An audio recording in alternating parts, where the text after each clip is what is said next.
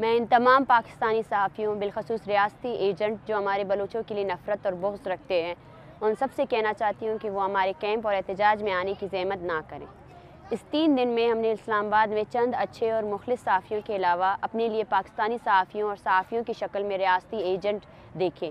ان میں بلوچوں کے لیے صرف نفرت پایا جاتا ہے اور ایک مخصوص ایجنڈے کے تحت وہ آ کر ہمارے احتجاج میں ان ماؤں اور چھوٹے بچوں کی آواز بننے اور اپنا صحافتی فرض کو پورا کرنے کے بجائے وہ یہاں آ کر ہمارے زخموں پر نمک پاشی کرتے ہیں اور ہمارے احتجاج کو سبوتاش کرنے کی کوشش کرتے ہیں۔ ہم اس نفرت اور بغض کو کبھی نہیں بھولیں گے۔ ہم پہلے سمجھتے تھے کہ صرف یہاں کی انتظامیہ اور ہمارے لیے نفرت اور بغض رکھتی ہے۔ ہمیں اندازہ نہیں تھا کہ اسلام آباد میں صحافت جیسے مقدس پیشے سے تعلق رکھنے والے لوگ بھی بلوچوں کے لیے اس قدر نفرت رکھتے ہیں۔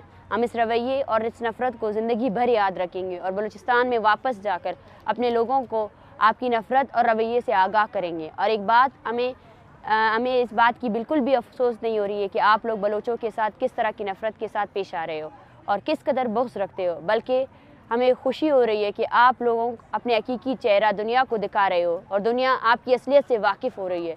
آخر میں ہم واضح اعلان کرتے ہیں کہ اسلام آباد میں موجود مخلص اور حقیقی مہینوں میں صحافیوں کے علاوہ بلوچوں سے نفرت رکھنے والے صحافی اور ریاستی ایجنٹ نما صحافی ہمارے احتجاج میں آنے کی زحمت نہ کریں۔ Thank you.